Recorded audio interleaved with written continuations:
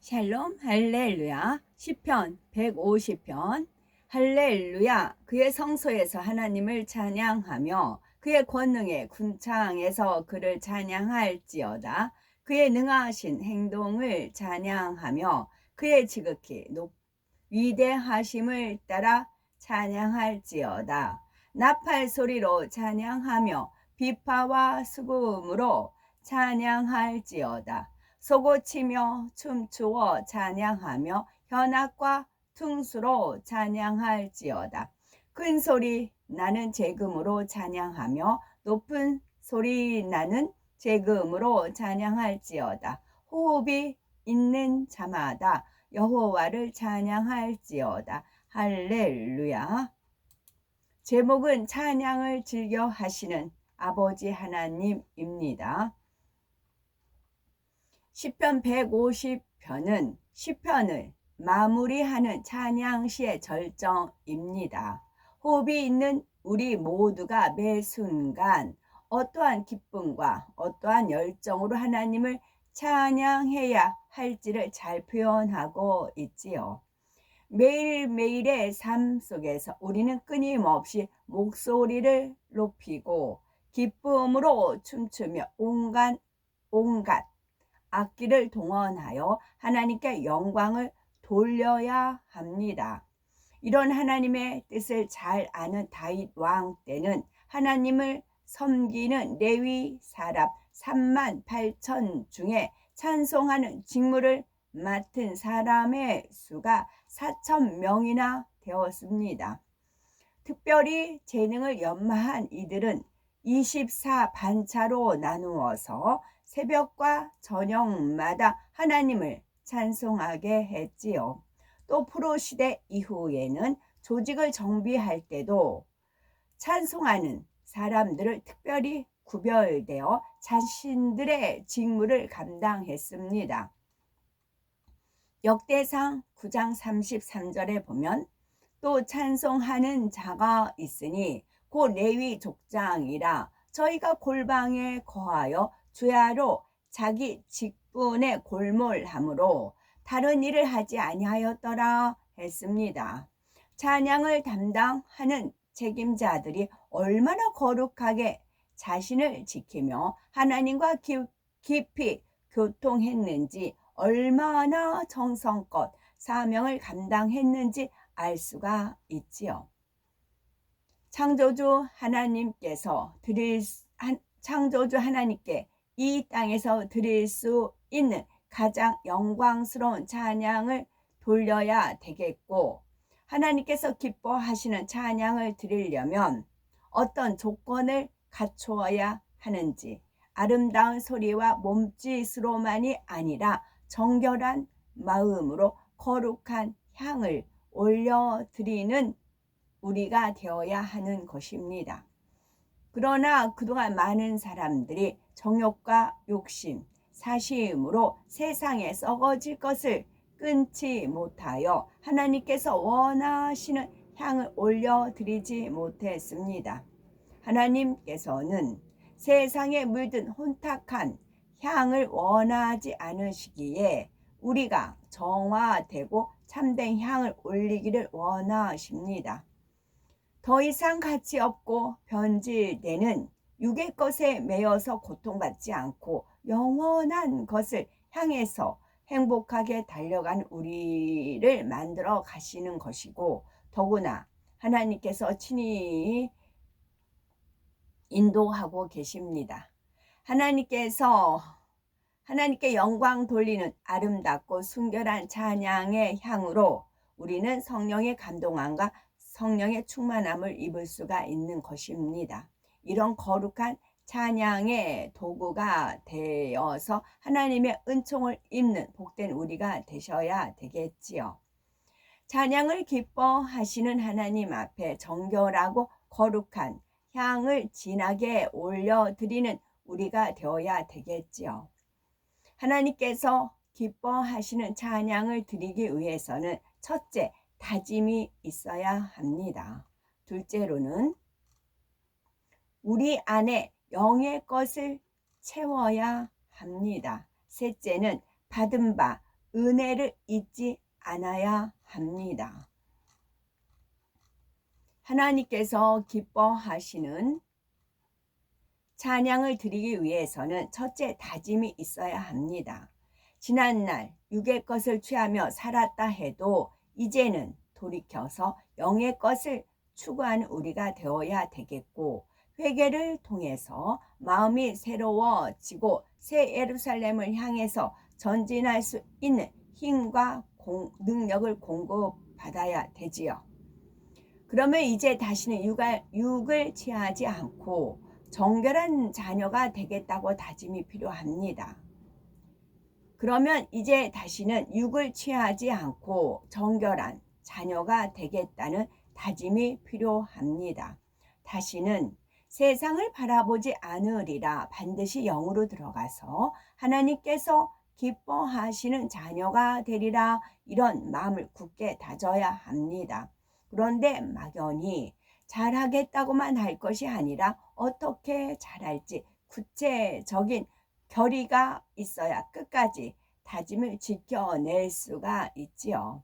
비유를 들어서 공부를 성실하게 하지 않던 학생이 어느 날 이제 열심히 공부해서 반드시 좋은 대학에 가겠다고 결단을 했습니다. 이때 좋은 대학에 입학하겠다고 막연하게 다짐해서 되는 것은 아닙니다. 그 목표를 달성하기까지 자신을 점검할 수 있는 구체적인 항목이 있어야 하지요. 예를 들어서 대학 입시 합격하기까지는 예전에 함께 오락을 취하던 친구들과의 만남을 절제해야겠지요. 즐겨하던 게임기와 만화책, TV를 주변에서 치워버려야 되겠고, 하루에 영어 단어를 50개씩 암기하고 수학 문제를 5페이지 이상 풀겠다, 이런 식으로 자신을 점검할 수 있는 세부적인 결단들이 있어야 합니다. 정한 대로 지키지 못할 때는 왜 지키지 못했는지 잘 점검해 보고 앞으로는 어떻게 지킬 것인지 대책도 세워야 하지요. 공부를 비유를 들었지만 육을 벗고 영으로 들어가겠다는 다짐에도 구체적인 결의가 있어야 합니다. 예를 들어서 새 예루살렘 가기 운동 중에 구체적인 항목들이 많이 있는데요. 예전에 접하던 세상 것들을 안 보고 안 듣기, 쉬지 않고 기도하여 기도량을 채우기, 말씀 한 절 암송 한 장 이상 읽기 등 이런 항목들을 적용해 볼 때 내 마음을 잘 지키고 있는지 날마다 스스로 점검해 볼 수 있는 것입니다. 우리 주님께서 임하실 날이 너무 가깝지요. 그 짧은 세월을 기다리지 못하여 무익한 육을 쫓다가 겨우 부끄러운 구원을 받는다면 얼마나 안타까운 일입니까? 더구나 지옥에 떨어진다면 어찌하겠는지요. 하나님께서 우리에게 약속하신 것은 세상 무엇과도 비할 수 없는 새 예루살렘의 영광입니다. 디모데후서 4장 7절에서 8절에 내가 선한 싸움을 싸우고 나의 달려갈 길을 마치고 믿음을 지켰으니 이제후로는 나를 위하여 의의 면류관이 예비되었으므로 주 곧 의로우신 재판장이 그날에 내게 주실 것이니 내게만 아니라 주의 나타나심을 사모하는 모든 자에게이니라 했습니다. 여기서 저도 이해를 안 갔다가 지금 하나님께서 깨우쳐 주셨어요. 그날에 내게 주실 것이니 내게만 아니라 주의 나타나심을 사모하는 모든 자에게. 그래서 주님 나타나길 다 사모하지 않나 그런 생각을 했어요. 근데 결코 그렇지가 않은 거예요. 지금 오늘 당장 내 앞에 주님 나타나셔도 아멘 주 예수 오시옵소서 라고 고백할 수 있는 분이라면 신부단장을 마친 분들인 거죠. 사도 바울과 같이 선한 싸움을 싸우고 달려가기를 마치고 믿음을 지킨 거죠.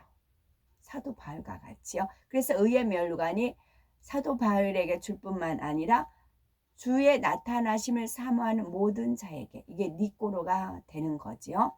선한 싸움을 싸우고요. 달려갈 길을 마치고요. 믿음을 지켜야 되는 거예요. 주의 나타나심을 간절히 사모하며 눈앞에 펼쳐질 천국의 영광을 늘 기억하여 끝까지 마음을 지키시기 바라며 다시는 썩어질 것을 취하지 않겠다는 우리의 다짐에 결코 변개함이 없어야 되겠습니다.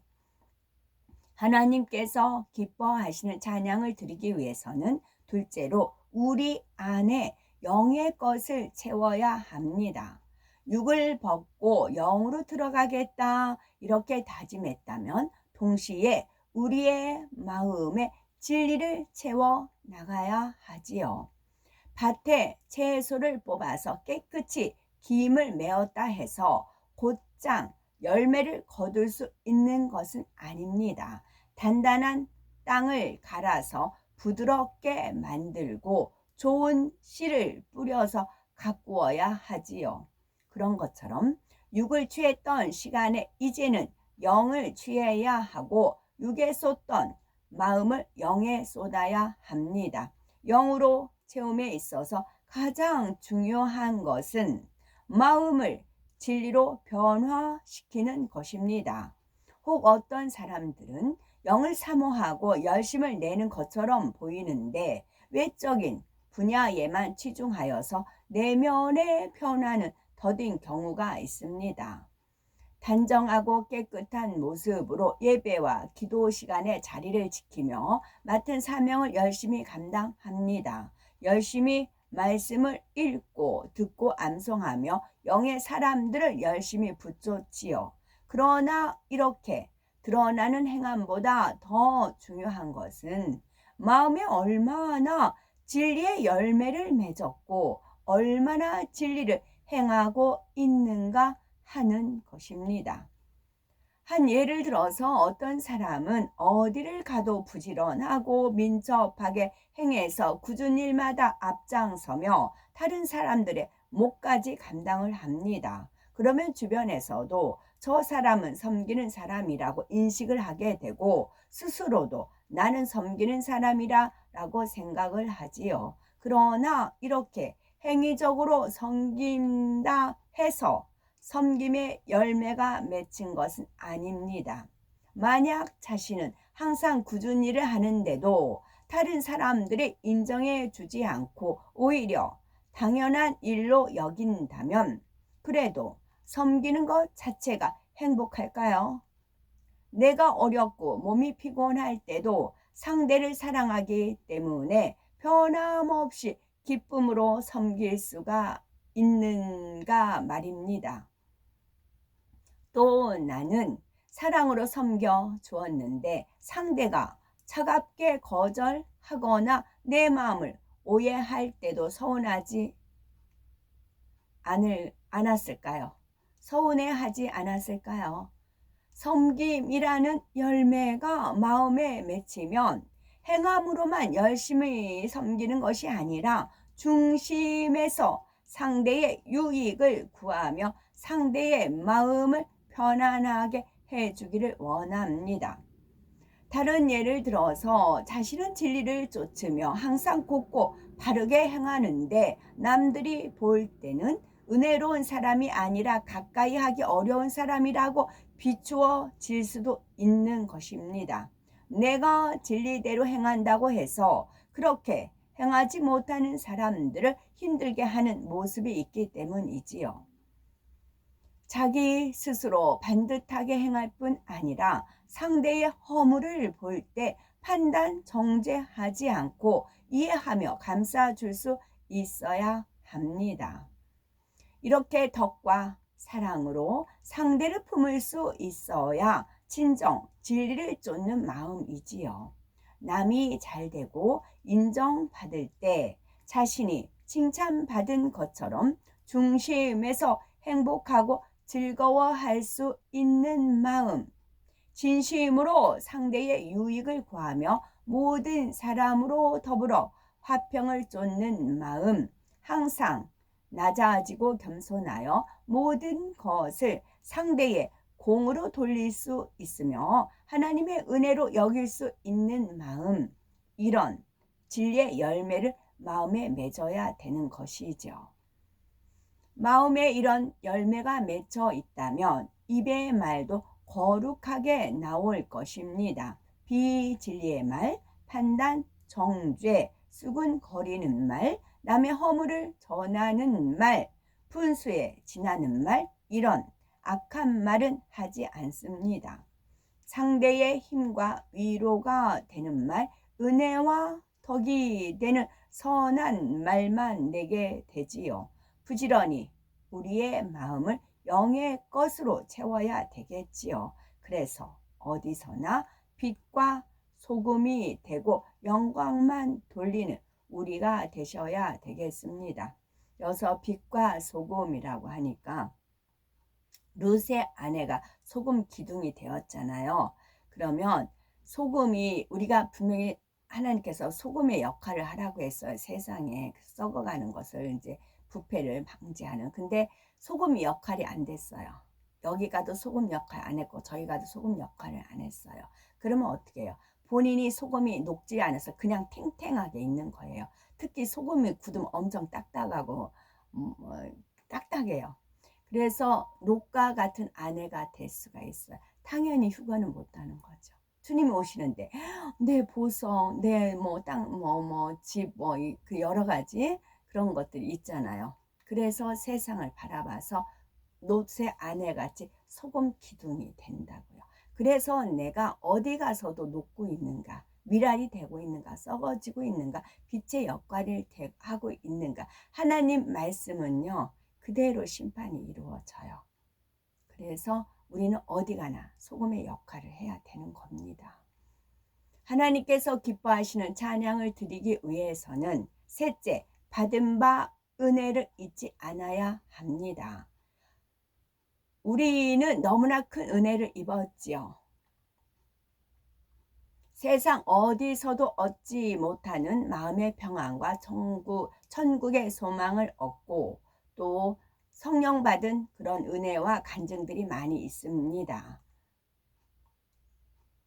또한 찬양하는 사명은 찬양을 기뻐하시는 하나님께서는 우리를 사랑하시고 귀하게 여기십니다.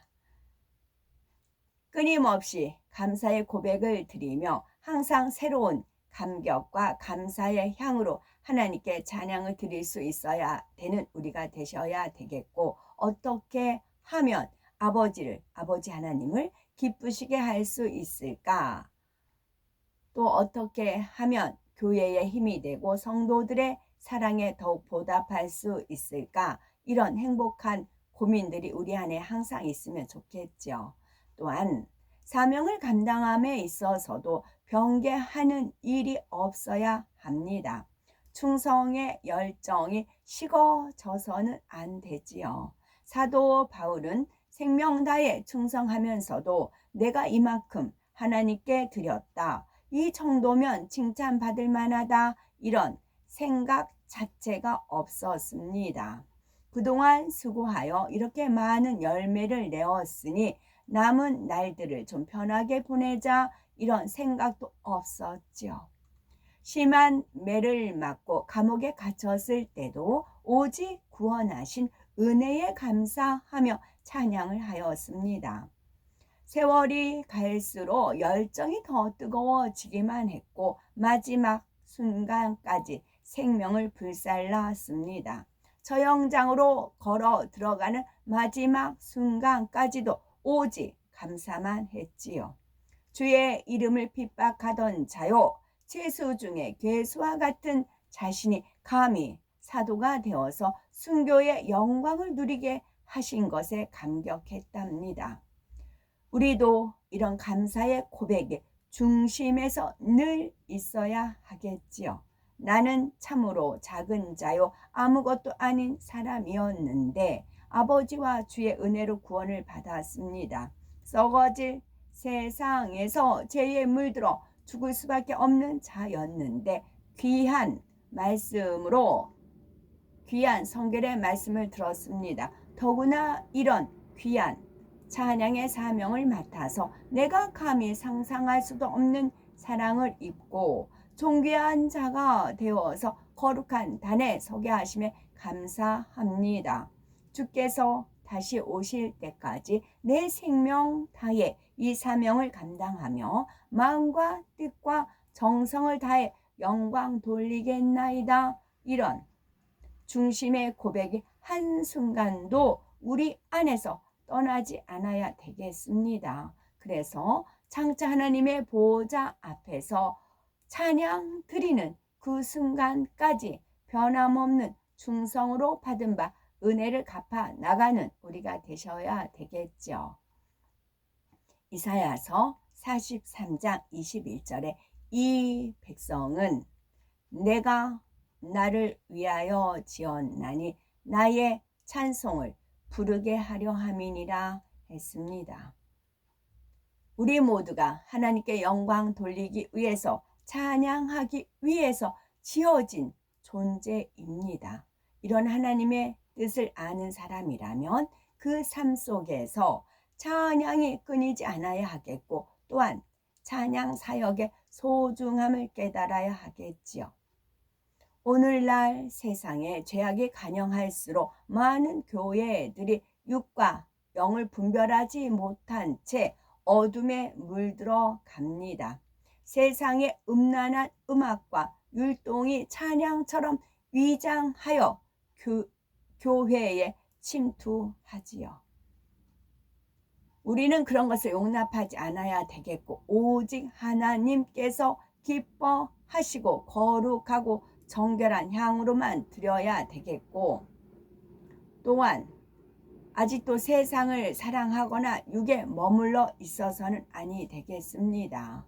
아무리 화려한 옷을 입고 고운 소리로 찬양하며 재능을 갈고 닦아서 아름답게 춤춘다 해도 육의 찬양은 하나님께서 받지 않으십니다.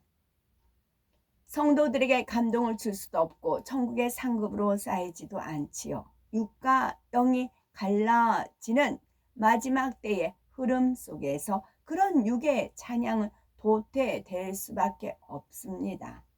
다시 한번 결단해서 육을 철저히 끊고 마음을 영의 것으로 온전히 채우며 은혜를 잊지 않은 우리가 되셔야 되겠고 어디를 가든 나는 하나님을 찬양하는 거룩한 직분을 가진 사람이라는 사명감으로 빛 가운데 행해 나가시고 그래서 속히 영으로 온 영으로 들어가서 하나님께서 기뻐 받으시는 온전한 찬양의 향을 올려드리는 복된 우리가 되어야 되겠죠. 아멘.